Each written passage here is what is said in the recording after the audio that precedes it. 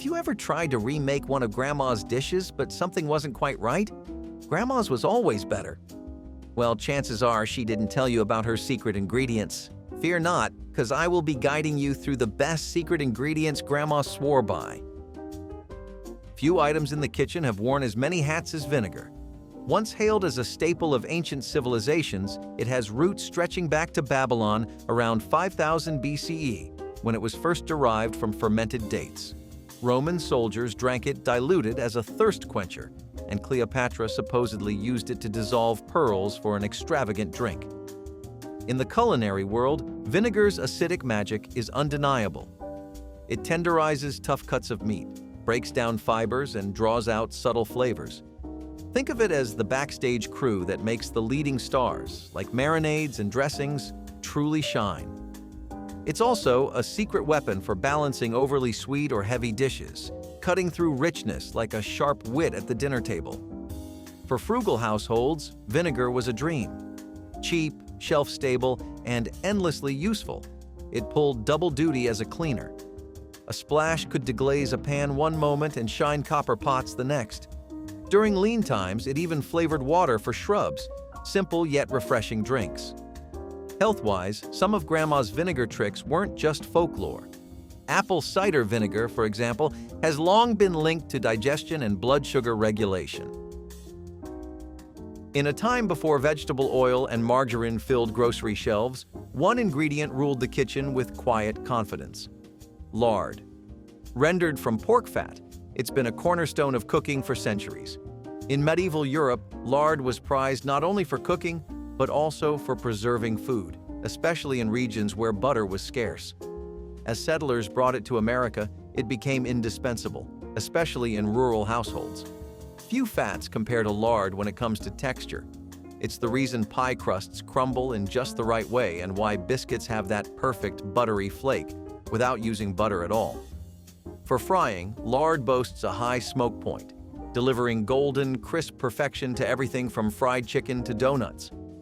It's the secret behind dishes that taste just like they came from your grandmother's hands. During the Great Depression, every part of the pig was utilized, and the rendered fat became a staple for cooking, greasing pans, or even waterproofing boots.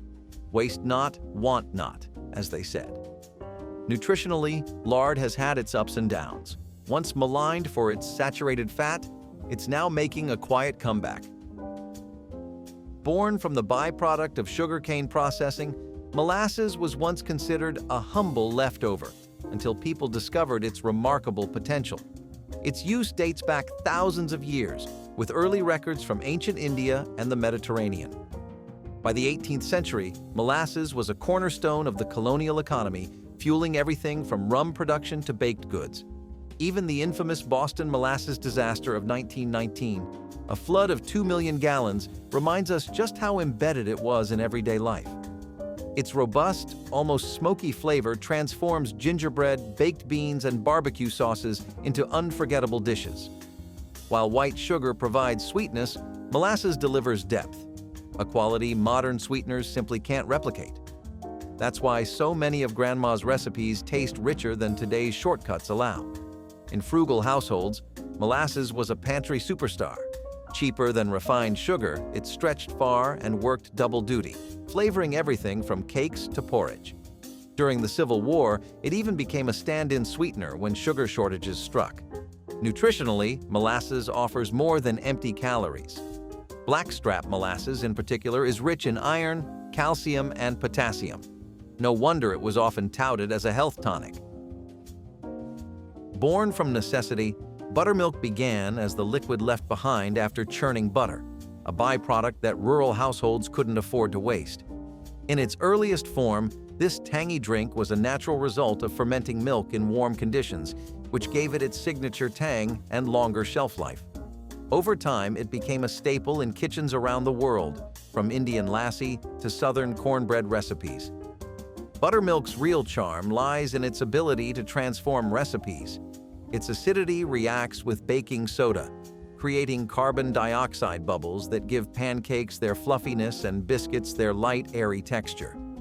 And when it comes to fried chicken, buttermilk works its magic as a marinade, tenderizing the meat while adding just the right amount of tang. It's like a kitchen magician, turning everyday ingredients into showstoppers. For those living frugally, buttermilk was a gift that kept on giving. It was inexpensive, long-lasting, and adaptable. Even if you didn't have fresh buttermilk on hand, you could fake it by adding vinegar or lemon juice to regular milk, a trick that's still popular today. Nutritionally, buttermilk packs a punch. It's lower in fat than regular milk, high in probiotics, and easier to digest for those with mild lactose intolerance. During hard times, nothing went to waste in the kitchen, especially bacon grease. Every drop of that rendered fat was collected in jars, tucked near the stove for easy access. This practice was a culinary tradition rooted in the resourcefulness of past generations. From the rural South to urban kitchens during World War II, bacon grease was a lifeline for flavor in dishes that might otherwise fall flat.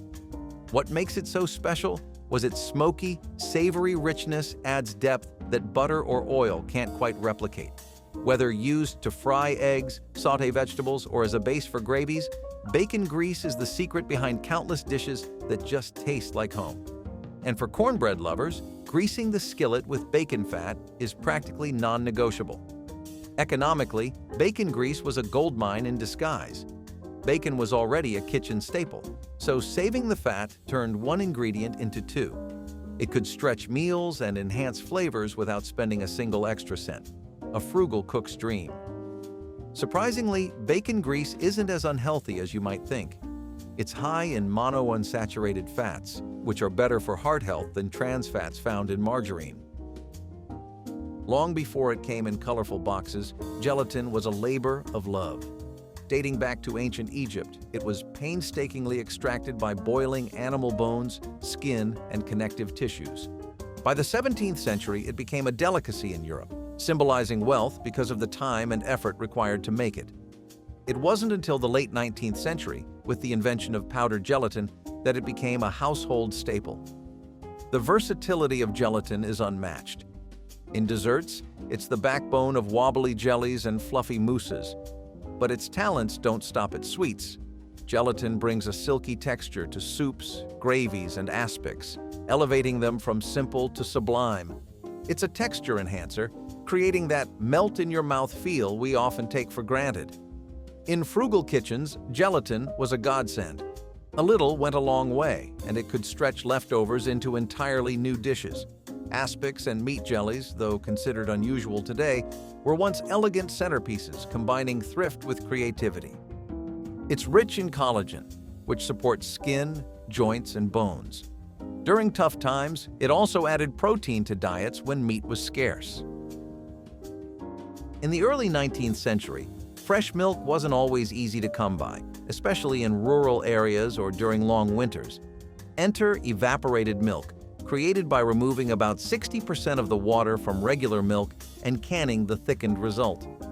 This innovation, patented in 1856, quickly became a pantry hero, providing a shelf-stable source of creaminess when refrigeration was a luxury. By the early 20th century, it was a wartime staple and a lifesaver for families during the Great Depression. Evaporated milk's versatility is what set it apart. In soups and sauces, it added richness without the heaviness of cream. For desserts, it brought a velvety texture to pies, puddings, and even fudge. And unlike fresh milk, it didn't curdle when exposed to heat, a true kitchen workhorse. Grandma might have even used it to whip up a quick substitute for cream in her coffee. Economically, evaporated milk was a budget-friendly option that could stretch recipes without sacrificing quality. A single can could transform a basic meal into something luxurious, all without breaking the bank. Practical, creamy, and reliable, evaporated milk was, and still is, a timeless kitchen ally. Preserving food in brine dates back thousands of years, with ancient Mesopotamians and Egyptians perfecting the art of pickling. While cucumbers became the star, the leftover juice didn't go to waste. It was a secret ingredient long before it became trendy. By the 20th century, pickle juice had solidified its place in American kitchens, particularly in the South, where it added a tangy twist to everything from potato salad to barbecue marinades. Pickle juice isn't just for sipping straight from the jar, though some swear by it. Its acidic punch works wonders in marinades, breaking down proteins to tenderize meats while infusing them with flavor. It's also a game-changer in dressings, replacing vinegar or lemon juice for a unique depth. Even a splash in mashed potatoes or deviled eggs can make a familiar dish unforgettable.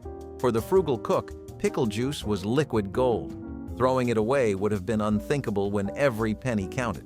It flavored dishes, stretched ingredients, and even kept boiled eggs fresh and tangy for weeks. Interestingly, pickle juice is packed with electrolytes like sodium and potassium, making it a natural sports drink. Just ask any long-distance runner. Coffee grounds have been around almost as long as the beloved brew itself. Originating in the Ethiopian highlands, coffee made its way to Europe by the 17th century, and soon the grounds became more than just waste. In households across America, coffee grounds were repurposed in ways that might surprise today's coffee snobs. Before espresso shots were a thing, the humble grounds found a new life in kitchens, gardens, and even beauty routines.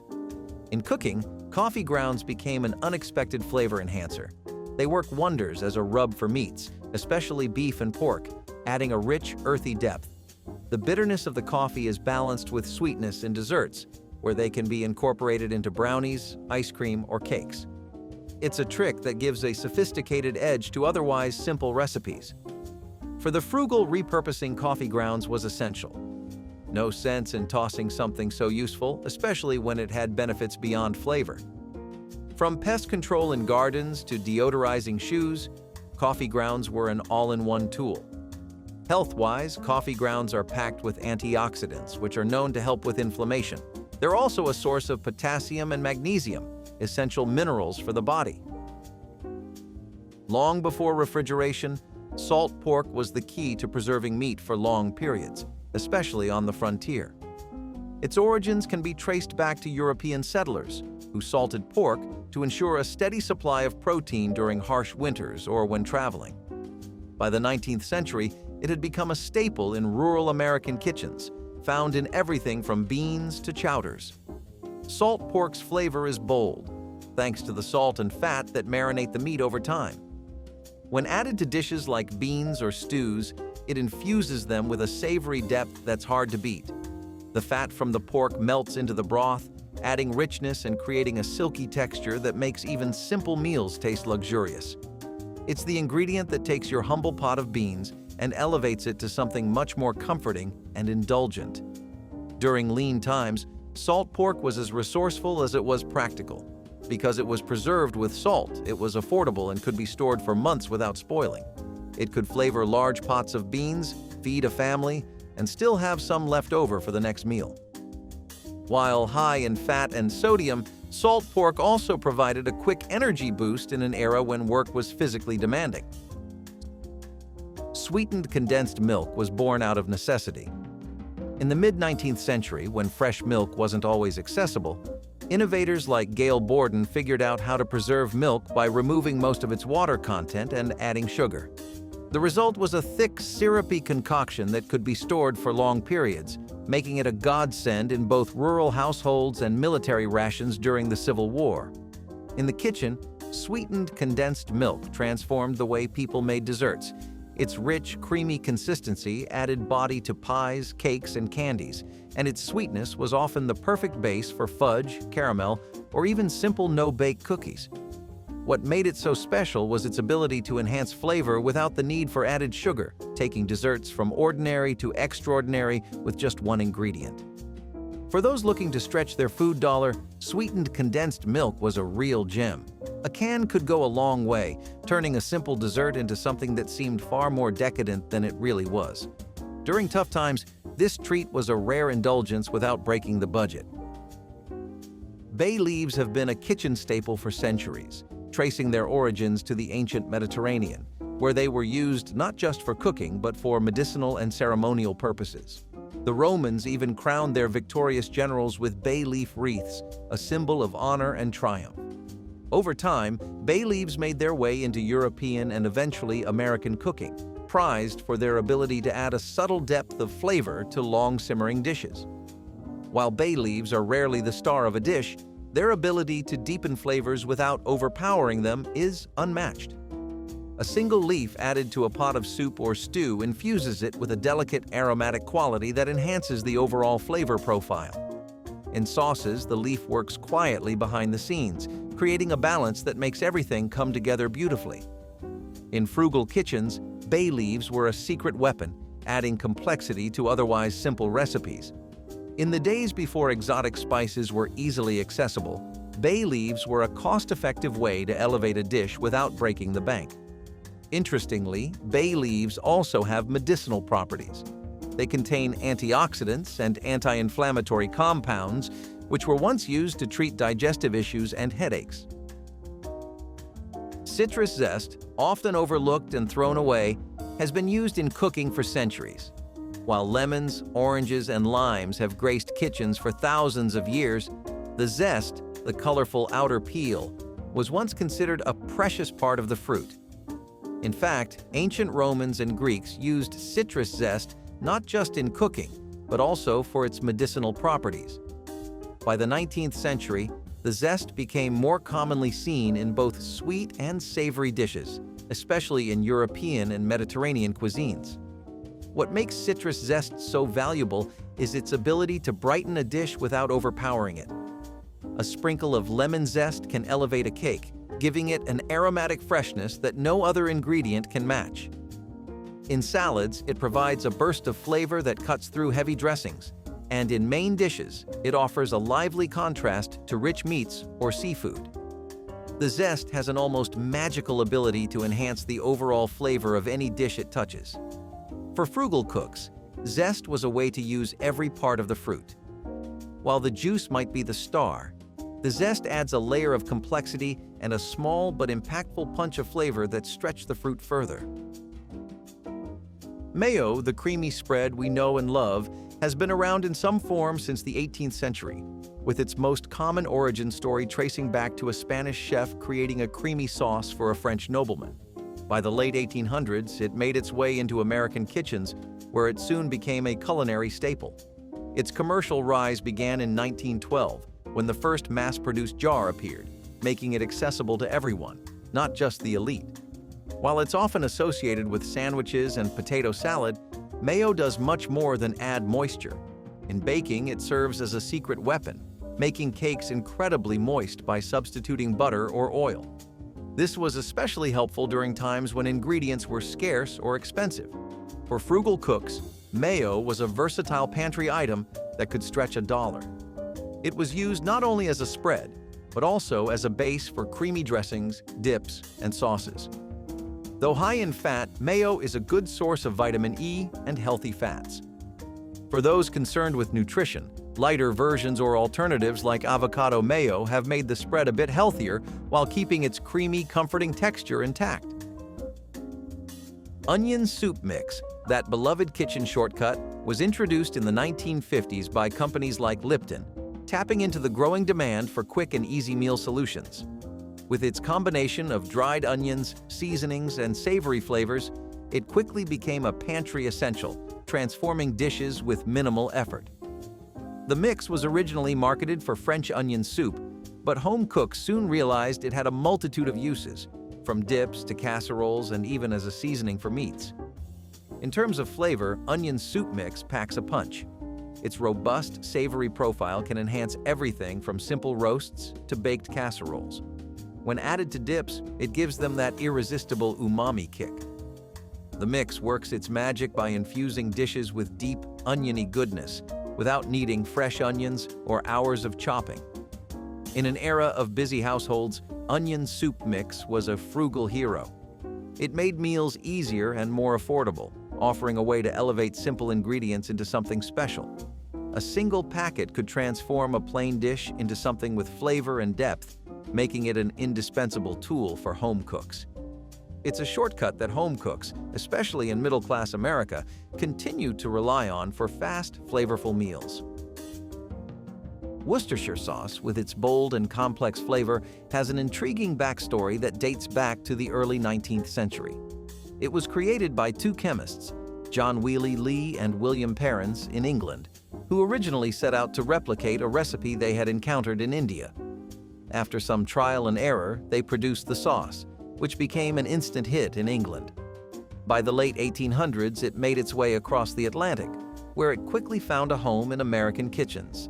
This dark, tangy sauce is known for its ability to enhance meats, stews, and sauces with its deep, umami-rich flavor. A dash can elevate a pot roast, a burger, or even a simple bowl of soup. It adds complexity, rounding out the flavors with a perfect balance of tang, sweetness, and spice. In terms of frugality, Worcestershire sauce is a powerhouse. A little goes a long way, making it a valuable addition to any kitchen. For those looking to stretch their ingredients, it can turn inexpensive cuts of meat into something savory and luxurious. Though it's not a health food per se, Worcestershire sauce contains a mix of fermented ingredients that offer probiotic benefits. Sour cream, that creamy and tangy kitchen staple, has its origins in Eastern Europe, where it was first produced by fermenting cream with lactic acid bacteria. The tradition of sour cream spread across Europe and eventually made its way to America in the 19th century. It became a must-have ingredient in American kitchens, especially in Midwest and Southwestern cooking, where it's used to add richness and tang to everything from potato salad to tacos. Its versatility is one of the reasons sour cream is so beloved. In baking, it can help create a lighter, fluffier texture in cakes and muffins, while its tangy kick makes it an essential component of dips, especially for chips or veggies. The rich and velvety texture is just the right balance when used as a topping on baked potatoes, chili, or even soups. In terms of frugality, sour cream is another ingredient that punches above its weight. A small dollop can add complexity to a dish and elevate even the most humble meal. During times when fresh dairy was expensive, sour cream helped stretch the family budget while still offering a creamy indulgence. The next time you're reaching for the sour cream, remember it's been a pantry essential for a reason. Cornstarch, the unsung hero of thickening sauces and puddings, first appeared in kitchens in the 1840s, thanks to the innovation of American chemist Thomas Kensett. He patented the process of extracting starch from corn, which quickly became a staple in homes across the country. Over time, it made its way into more and more recipes, from gravies to custards, due to its ability to thicken without changing the flavor of a dish. When it comes to texture, cornstarch does wonders. It thickens liquids quickly and smoothly, giving gravies a velvety consistency or transforming simple milk and sugar into the creamy texture of a pudding. Unlike flour, which can leave behind a gritty texture, cornstarch provides a silky finish that makes every bite feel indulgent. In the days before pre-made sauces and mixes, cornstarch was a frugal pantry must-have. A small amount could go a long way, making it an affordable solution for families looking to stretch a meal. It also played a significant role in resourceful cooking during times of scarcity, where making the most of basic ingredients was key. Applesauce, a simple yet beloved ingredient, has been around since colonial America, where it was used both as a way to preserve apples and as a healthy addition to meals. During the Great Depression, applesauce became a crucial pantry item for families needing to stretch their grocery budgets. It provided a sweet touch to baked goods and helped improve the texture of cakes and breads without the need for butter or oil, making it a frugal choice during tough times. In baking, applesauce acts as both a sweetener and a moistener, creating a lighter, fluffier texture in cakes and muffins. It's especially prized in recipes where the goal is to reduce fat content while maintaining that tender, just right consistency. Plus, its natural sweetness means you can use less sugar overall without sacrificing flavor. The cultural significance of applesauce cannot be overstated. It's a classic in American households, often served alongside pork dishes, and was a common treat for children. The tangy sweet sidekick to your turkey dinner has been passed down through generations, and its simplicity still holds a place in our kitchens. From a nutritional standpoint, applesauce is low in fat, but rich in dietary fiber and vitamin C, making it a healthier option for those looking to cut down on sugar or fat without compromising on flavor. Pepper jelly, with its sweet and spicy kick, is a southern favorite that has made its way into pantries across the country. First appearing in the early 19th century, this unique preserve was a way for gardeners to preserve the abundance of peppers during harvest time. It became a staple in Southern cuisine, often used as a glaze for meats or a topping for crackers, and has become beloved for its versatility in both savory and sweet dishes. This jelly adds an unexpected depth of flavor, balancing the heat of the peppers with the sweetness of sugar. Its versatility shines in its ability to elevate everything from grilled chicken and pork to a simple cream cheese dip. When used as a glaze, it caramelizes beautifully, creating a tantalizingly sticky finish that's hard to beat. In terms of frugality, pepper jelly is an excellent example of resourcefulness. It's a perfect way to preserve excess peppers, turning them into a treat that can last all year. Canning the jelly was an efficient method of stretching the harvest, and it's still a method many use today. Health-wise, while it's still a sweet treat, pepper jelly can offer a little nutritional bonus. MSG, or monosodium glutamate, has a reputation for being both a flavor-enhancing secret weapon and a misunderstood villain.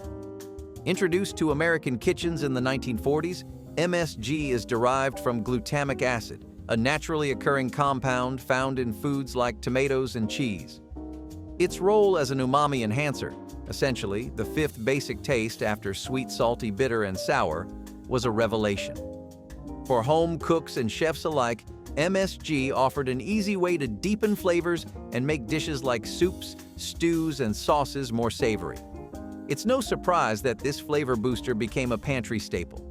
A pinch of MSG can turn a bland pot of broth into something surprisingly rich, without the need for expensive ingredients or hours of simmering. This frugality made it especially beloved during tough economic times, offering an affordable shortcut to tastier meals. In terms of cultural significance, MSG has been used for centuries in East Asia, where it was a staple in cooking long before it made its way to Western kitchens. However, in recent decades, it has been unjustly maligned, often blamed for the so-called Chinese restaurant syndrome, despite there being little scientific evidence to back this claim. Canned sardines, often overlooked but undeniably versatile, have a long and storied history that stretches back to the late 19th century. Sardines were first canned in the 1800s in France as a means of preserving the small, oily fish that were abundant in the Mediterranean. The canning process made sardines accessible year-round and helped revolutionize the way people consumed seafood. During World War II, canned sardines became a crucial part of wartime rations, offering an affordable and nutritious protein source to soldiers and civilians alike. One of sardines' greatest advantages is their affordability. Packed in oil, they can be found at a fraction of the cost of many other protein-rich foods. As a result, they became an essential pantry item for resourceful cooks who wanted to stretch their food budget. Their rich, salty flavor can enhance everything from pasta to salads, or even simply eaten straight from the can.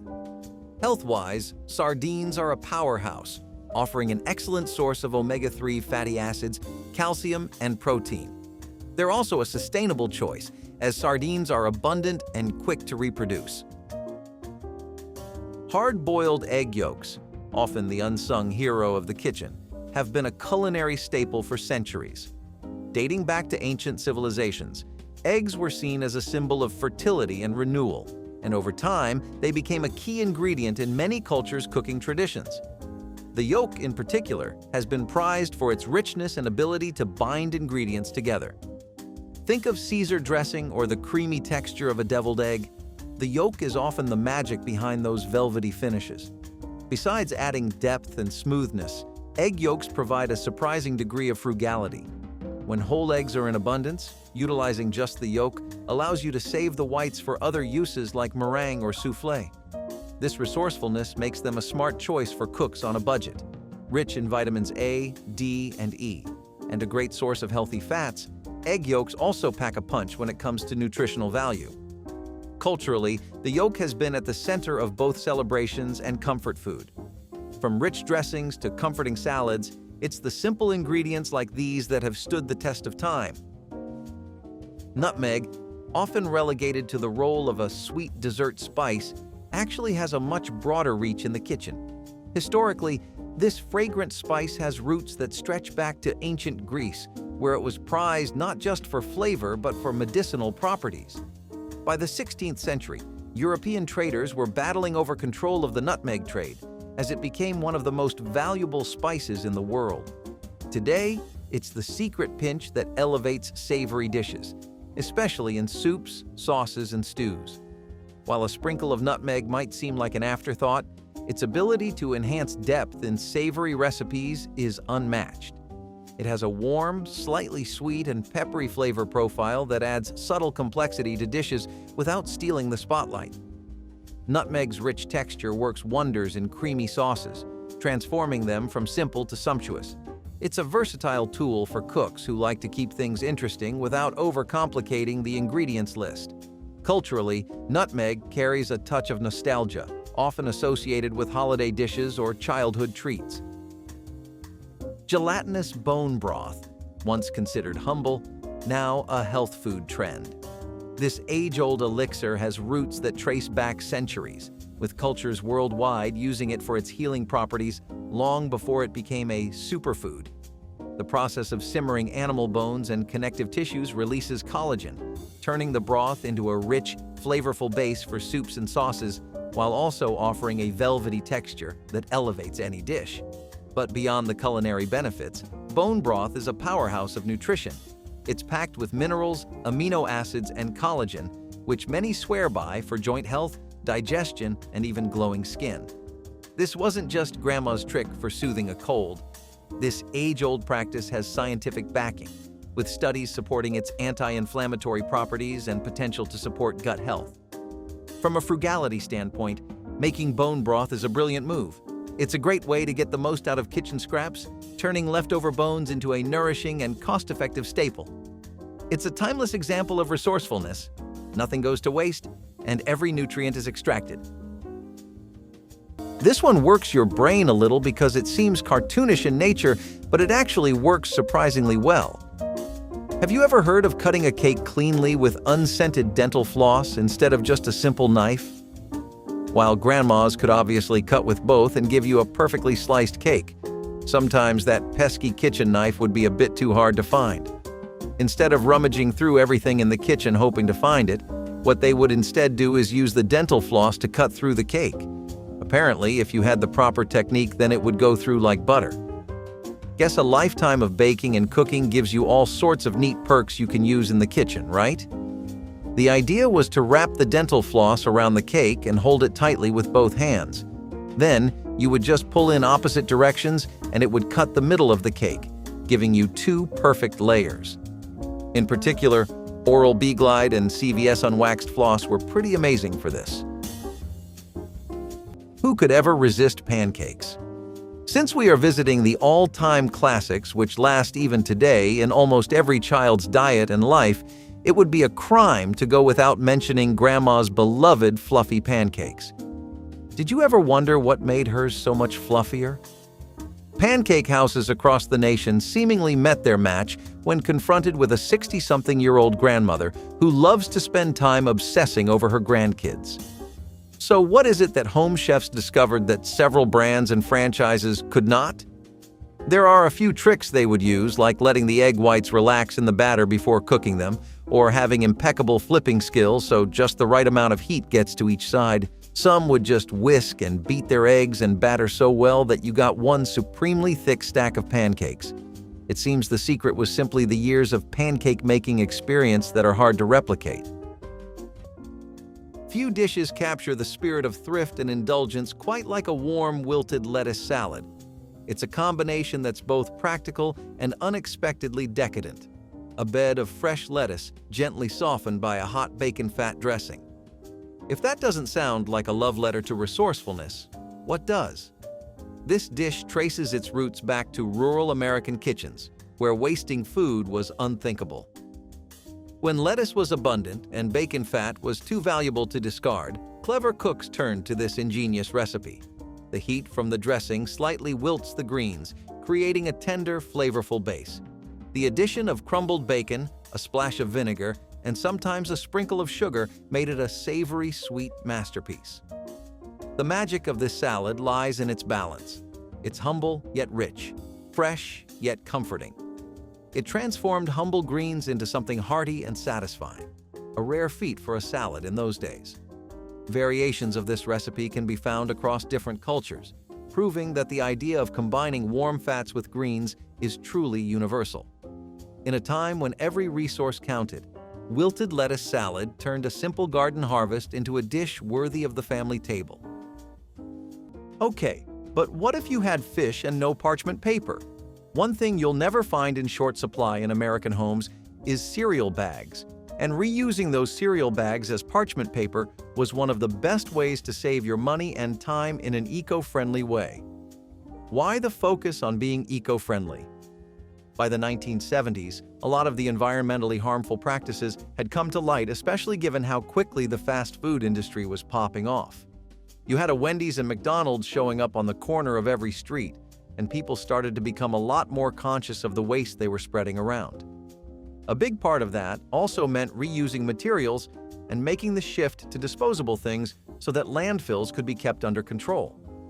Still, how does a cereal bag work in place of parchment paper? The recipe was pretty simple.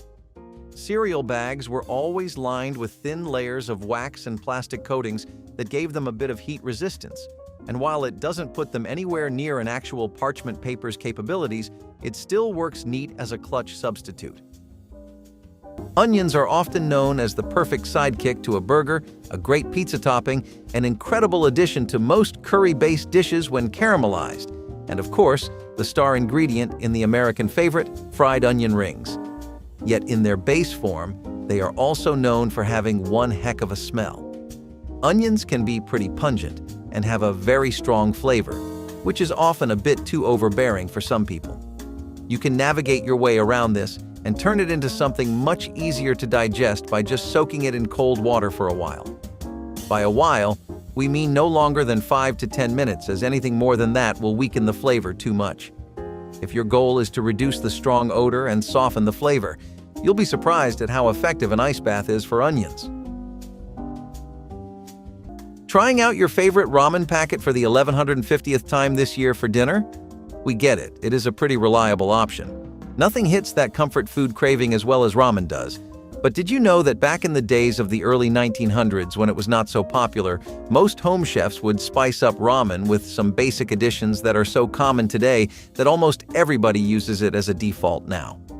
We are talking about ramen with eggs, which is something that you may be so used to seeing in every TikTok and short reel on Insta these days, but it did not always used to be like that. Home chefs were the ones who started the trend of adding things to your ramen, spicing it up and seeing what works and what does not. We have to thank them because they definitely hit gold with it. Some dishes make you stop and wonder, who came up with that name? Frog eye salad is one of those culinary curiosities. Don't worry, there are no amphibians involved. The name comes from the look of the tiny pasta used in the recipe, acini di pepe, which resemble, well, frog eyes. Nevertheless, the taste was sweet, creamy, and surprisingly refreshing. This dessert-like pasta salad became especially popular in mid-20th century America, a time when gelatin salads and quirky dishes ruled potlucks. The recipe combines cooked pasta, pineapple, mandarin oranges, whipped topping, and a custard-like mixture for that sweet, tangy flavor. Mini marshmallows are sometimes thrown in for good measure because why not? It's a little bit salad, a little bit dessert, and a whole lot of nostalgia. What makes frog eye salad stand out is its unusual mix of textures. It's chewy, fluffy, juicy, and creamy all at once. Truly a dish that keeps you guessing. And for those keeping track, it's also a shining example of how Americans have a knack for turning pantry staples into something uniquely delightful. This quirky kitchen hack gained a lot of notoriety for being one of the most ahead-of-its-time kitchen hacks you could come up with. A pretty unconventional method that was the perfect example of the kind of American ingenuity you could expect from a prolific decade like the 70s, where all boundaries were pushed constantly. And apparently, doing-it-yourself kitchen hacks were no exception. It was also noted by a lot of people as being one of the best methods for getting a large batch of potatoes peeled quickly. And in an era where casseroles, one-pot meals, and potlucks were dominating more than ever before, You can only imagine how much of a necessity that became. A stiff bristle brush would help a lot when attached to a drill because it would be an abrasive surface. You spin a potato against that moving brush, and just as surely as the friction will sharpen your edges, it'll peel your potatoes too. You throw those potatoes in some water too. That makes it all the more easier to get them barefaced and perfectly ready for your show-stopping main course. Wait a minute though. Did you think that was all lemon juice was good for? It actually helps you keep your apples fresher too. We all hate the dreaded browning stage that we have become so used to seeing with apples, and that kind of makes them this must-finish-on-the-spot ordeal that a lot of people do not like dealing with. Sometimes you do not feel like a whole apple, but it is not exactly something you can typically store away in the fridge, unless you know this trick with just a sprinkle of lemon juice, which actually really does help slow down the browning process. You might wonder, where did grandmas learn all these tricks? Did they find them in old cookbooks, or perhaps in weekly gatherings where they shared kitchen secrets? Or did they just stumble on it after years of experimenting and messing around in the kitchen? Either way, thank God for their discoveries, since putting them into use means wasting a lot less. There really is nothing like a grilled cheese sandwich, a meal that you have seen in the media, in kitchens, all over neighborhoods, in stalls and diners, and just about everywhere else. Sometimes you are in too much of a rush to make anything proper, or you just might only have some cheese and bread on hand. Everyone still needs to eat, but does that mean we have to wash down something we do not even like the taste of? No! And the popularity of grilled cheese sandwiches is a testament to that. But how did these sandwiches get so popular? Well, most Americans can only remember them as a loving meal that their grandmother would make in times exactly like what we described. The best part is that regardless of what kind of bread or cheese you like, every combo works just as well, which is something we cannot say about many dishes. During the toughest times in American history, the ability to turn scraps into sustenance was nothing short of a survival skill. Enter the humble yet hearty slumgullion, a stew that thrived on resourcefulness. Born from the need to stretch ingredients, it was often made with whatever was on hand: potatoes, leftover meat, vegetables, and sometimes a dash of seasoning if you were lucky. It was less about following a recipe and more about making do with what you had. The name slumgullion likely originated from 19th century mining camps, where the dish was cobbled together from bits and pieces miners could scavenge. The word itself might have started as slang for something watery or of questionable quality, though anyone who's had a well-made version would argue it's far better than the name suggests. Think of it as the original clean out the fridge meal, but with a lot more soul. It was filling, nutritious, and most importantly, affordable. And if someone complained about what was in it, well, they were promptly reminded that beggars couldn't be choosers. Slumgullion was a testament to the ingenuity and determination of those who faced hardship with a pot, a fire, and a whole lot of grit. A dish born of necessity but remembered for its practicality and heartiness. As we keep going on in this list, the hacks are going to get more and more out of the box. I'm going to turn up the weirdness factor here with do-it-yourself yogurt made with a heating pad, which, before you ask, is indeed completely possible. This is because yogurt cultures always need a temperature between 100 degrees Fahrenheit and 100 degrees Fahrenheit to properly ferment, and guess what ranges heating pads landed in? If you didn't have electrical appliances to do it for you, and you couldn't afford to make a lot of room in the grocery budget for things like expensive brands of yogurt, then that didn't mean you had to live without it.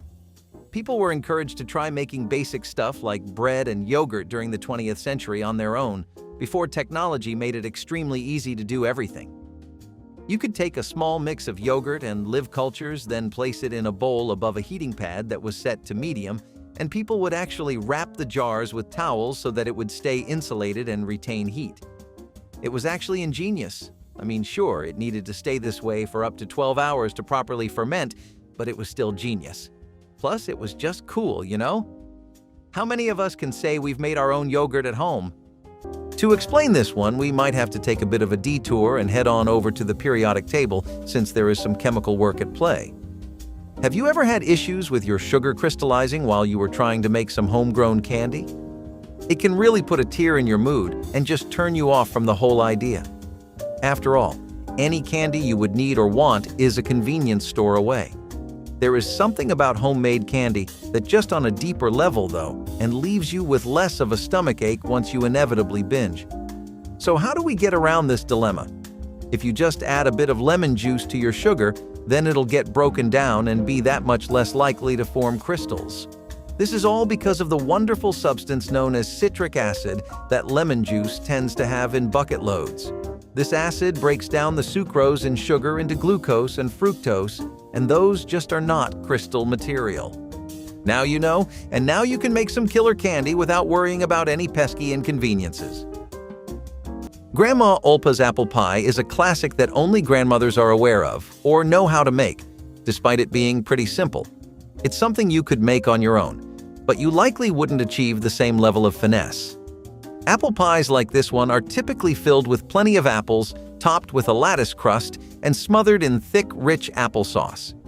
It would often make for the best Thanksgiving pie you could have, and they would certainly keep making it every time the holiday season came knocking. The mixture of butter sugar on the top as well as the sauce makes it unforgettable if you try it for the first time, and it is addictive enough to keep making you come back for more. This is also a recipe that grandmothers were fond of passing on. Let's talk about a culinary pairing so simple it feels almost too obvious: eggs and butter. When combined into a creamy spread, it's a game changer. Egg butter, an unassuming mix of chopped boiled eggs and softened butter, was a staple born from practicality and versatility. Spread it on bread, pair it with crackers, or use it as a filling, and you've got a rich, satisfying treat. Egg butter has its roots in Northern and Eastern Europe, particularly Finland, where it's known as munavoi. Traditionally, it's served with rye bread or karjalan piraka, a type of pastry. Immigrants brought the recipe to America, where it found a home as a budget-friendly spread, especially during lean times. After all, when protein was scarce, this combination packed a double punch. Boiled eggs and butter were often kitchen staples, making this dish both accessible and economical. And if you think about it, it's essentially the predecessor to egg salad, only without the mayonnaise. With its velvety texture and timeless appeal, egg butter might just be the original butterboard's trend. Only, instead of Instagram likes, it earned a spot on the dinner table through sheer practicality. While fruit peels would help maintain scents in the kitchen, you would need baking soda to do that inside the fridge. The soda actually works really well as a deodorizer, and there are several reasons for that. Sodium bicarbonate, or otherwise known as baking soda, is a slightly alkalotic compound because it neutralizes acidic molecules in the air. If you want to get pretty specific about it, the cause of an odor are violent compounds, but there's no need to get that deep into the science of it because the end result is always the same. They stink, period. And baking soda is what you need to fix that. It's a powder with a high surface area too, so you wouldn't need a lot of it to cover the entire fridge. Plus, I'm sure you're no stranger to this, but people's fridges have plenty of reasons to be stinking. Milk that goes bad, fish that gets spoiled. Soda helps to neutralize all these and just kills the smell entirely instead of hiding it under layers of fresheners. This one actually goes all the way back to the Depression too. People used to use fruit peels of basic fruits like this all the time because they couldn't justify making room in the budget for cans of air freshener. I guess some things stick around even when your wallet gets its shine back, huh? Speaking of preservation and prevention, have you ever had a bad case of your brown sugar going hard and ending up completely wasted? Well, after you hear about this hack, you will never have to deal with pesky issues like that ever again. The idea is to place brown sugar in a container with a slice or piece of white bread, both of which work fine. The quick wittiness this time is that white bread contains a lot of moisture. So when the brown sugar starts getting hard, the molasses it absorbs the moisture from the bread. This leaves the bread hard and the sugar soft, and you just need to keep replacing the bread as per your needs every week or few days. Pretty nifty trick if you constantly forget to use your brown sugar before the urge to hit. One of the worst things about sticking things up is that they can go bad. So knowing stuff like this that extends the shelf life really is convenient. Buttered noodles are a dish so strongly associated with the elderly that they even have another name. Introducing Grandma's noodles, which were a staple of any family gathering back when simple dishes like this were still enough to leave a great impression on everyone at the table. The eggs made you feel great because they added a very warm feeling to the dish as well as being great for you. The butter itself was just the right touch that the dish needed and brought out the chewy sensation of the noodles so much more, and the overall flavor was something a mix between creamy chicken noodles and chicken cooked in butter, shredded and diced with vegetables. It screamed love in every sense of the word because it was a dish that took effort and, more than anything else, a lot of attention to detail to nail. But if that's the job, then there's no one better for it than the grandmas of the country. Immigrant ingenuity often gave rise to some of America's most beloved comfort foods, and this one is no exception. Born from German-American kitchens, Gruyere is a hearty breakfast staple that combines pork, beef, steel-cut oats, and spices into a savory sausage loaf. Its roots trace back to German immigrants in Cincinnati, Ohio, who adapted their traditional Grützwurst to the ingredients available in their new homeland. Stretching meat with oats made it more affordable while adding a unique, satisfying texture. Families would fry up slices of this loaf to serve alongside eggs, creating a breakfast that was not only filling but economical. Over time, it became a regional specialty, so beloved that it inspired annual festivals like the Glier's Getafest, celebrating this humble yet delicious creation. Cincinnatians consume over 1 million pounds of Geta annually. That's enough to make you wonder if oats might secretly be the city's fuel. What sets Geta apart is its slow-cooked process, which allows the spices to meld with the oats and meat, creating a flavor that's savory, earthy, and utterly distinct. It wasn't always the norm for people to start using refrigerators. It took a while before most people even made that a part of their daily life. But how were they getting on before that? Lots of people used ice cube trays to preserve and store sauces and other things as well. You'd actually be so surprised at the amount of stuff people were able to save thanks to this simple little kitchen hack. Most modern homes use silicone molds, but ice cube trays used to be the go-to. They were compact, they took up really little space, and they made sure whatever you wanted was ready to go. Need ice for your whiskey? It's already in cubes just waiting for you. The same goes for all your sauces and your chicken stocks, because whenever you decide to get to cooking, everything will be available for you. Plenty of people still use this hack, but I won't lie just to make it look better for the video. It has definitely taken the back seat when it comes to storage hacks. I mean, there used to be days where people would even store their baby food in these trays. You know, that's a pretty long way to fall. To support your cutting board and prevent injuries, grandmas would often place a damp cloth or paper towel underneath to stop it from slipping. This is something they would often do when teaching their family or grandchildren to handle knife work, usually when they would first begin drilling cooking 101 lessons into their skull. It makes no sense to introduce someone to the kitchen if they end up cutting themselves and never wanting to cook again. Small countermeasures like this went a long way, both in preserving all 10 of your fingers and your budding interest in making food. Also, everybody wants the cool knife skills, so they often tend to rush into that aspect. You would be surprised at how often people manage to hurt themselves with their own utensils. Around 350,000 people a year are injured by kitchen knives in America, and if placing a damp cloth gets that number down, then it is a pretty simple idea to put into practice. Imagine a condiment that combines the savory richness of mushrooms with the tangy zing of fermented flavors. This unique creation, known as mushroom ketchup, was a common pantry during economic crisis. Despite its name, it's not your typical ketchup. Instead, it's a fermented sauce made primarily from mushrooms, salt, and spices, offering a complex, umami-packed addition to many dishes. Mushroom ketchup was prized for its ability to enhance the flavor of both meats and vegetables, and it was often used much like soy sauce or modern-day Worcestershire sauce. In fact, it was a key ingredient in British kitchens long before the popularity of tomato-based ketchup we know today. It was especially favored for its ability to preserve the rich flavors of mushrooms, which weren't always available fresh in the winter months. Interestingly, the process of fermentation used in mushroom ketchup was an early method of food preservation, making it a valuable condiment in times when refrigeration was non-existent. While it's a bit of an acquired taste for some, this tangy, earthy sauce remains a historical testament to the ingenuity of our ancestors in creating flavorful, long-lasting food essentials. Another really popular trick that pretty much became ingrained into everyday life was the idea to preserve herbs by freezing them in butter. Now, this might strike you as odd, because who does that today, right? Actually, this was one of the best ways ever to preserve your herbs. This technique was something that home cooks and gardeners alike found a lot of mutual appreciation for. It would extend the usual life of any herb miles beyond what was possible, and it would also make meal preparation an afterthought since you had all the herbs you needed right there ready to go. It's kind of like having the ease of access you get with something like a utility belt.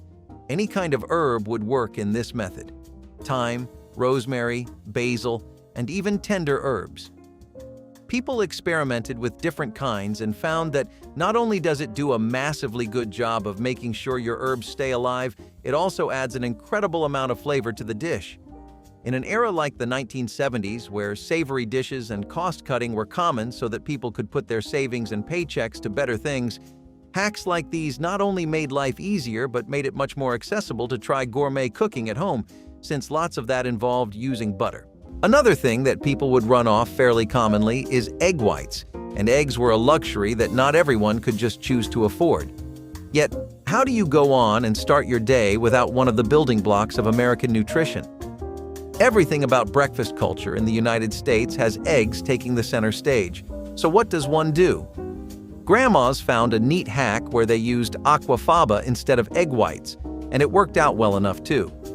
Aquafaba is essentially liquid from things like canned chickpeas, and it can fill in for scrambled eggs if you give it a shot. 3 tablespoons of aquafaba was essentially equal to 1 egg, and a can of chickpeas could give you around 1/2 or 3/4 a cup of this stuff. That is a pretty good deal, and it also adds a whole new layer of detail and use to your chickpeas that was not there before. Speaking of adding butter to the mix and elevating the dish, cheese has a pretty similar effect when you mix it with some scrambled eggs. It was one of the dreamiest breakfasts you could wake up to. The scent of freshly scrambled eggs forming a clear road that guided you to the kitchen, with each step taken increasing that early morning appetite. Once you sit, you are blessed with the glorious glow of cheese mixed with shining yolk and brilliant egg whites, scrambled to complete perfection mixed in with Grandma's special seasonings. That usually just meant a dash of paprika and oregano here and there. What was truly special, though, is how Grandma would manage to melt the cheese into the egg without compromising on how scrambled it was, which is an art lost to them now. Sometimes the simplest dishes carry the deepest roots. Take hasty pudding, a boiled cornmeal porridge that's as much a part of American history as the Declaration of Independence. It's a dish that dates back to colonial times when frugality and ingenuity ruled the kitchen. Made by simmering cornmeal with water or milk until thickened, it could be served sweet with molasses or savory with salt and butter. What's in a name, you ask? The hasty part is a bit of a misnomer. While it's quicker to make than a full roast dinner, it still requires patience to stir the mixture into its smooth, creamy consistency. But back then, time wasn't measured by TikTok trends. It was measured by hearty meals that filled bellies without emptying wallets. Cornmeal became the star ingredient for this dish after wheat shortages made traditional English pudding impractical. It was cheap, plentiful, and distinctly American, making hasty pudding a symbol of resourcefulness during the nation's early years. The dish was so iconic that it even earned a shout-out in the 18th century song Yankee Doodle, which references hasty pudding as a beloved staple. Reusing pickle juice was really common, but you'll never guess that people were actually using it as a marinade. This had a plethora of benefits for you too, and I mean like, in every regard. It was the practical thing to do. It was something that was recommended in community cookbooks, and it was something that popular chefs were always telling you to do on TV as well. The reason was that pickle juice gave your chicken, pork, or fish a really sweet and tangy flavor that just worked so well with meat and enhanced the taste. Acidity, you know? It does wonders. Next, the vinegar in the pickle juice would naturally just make the meat softer, and that's something you always want, especially when you're short on cash and can't buy expensive cuts of meat this week. You go for the cheap stuff, find out it's slightly tougher than the usual stuff, you throw it in some pickle juice as a marinade. Plus, nobody likes their meat dry, right? One of the best ways to make sure moisture never left your protein was to help keep it in by using pickle juice as a marinade. Long story short, this thing does magic. If this video helped you elevate your meals, like, subscribe, and let me know which of these secret ingredients you'll be using next time you cook dinner.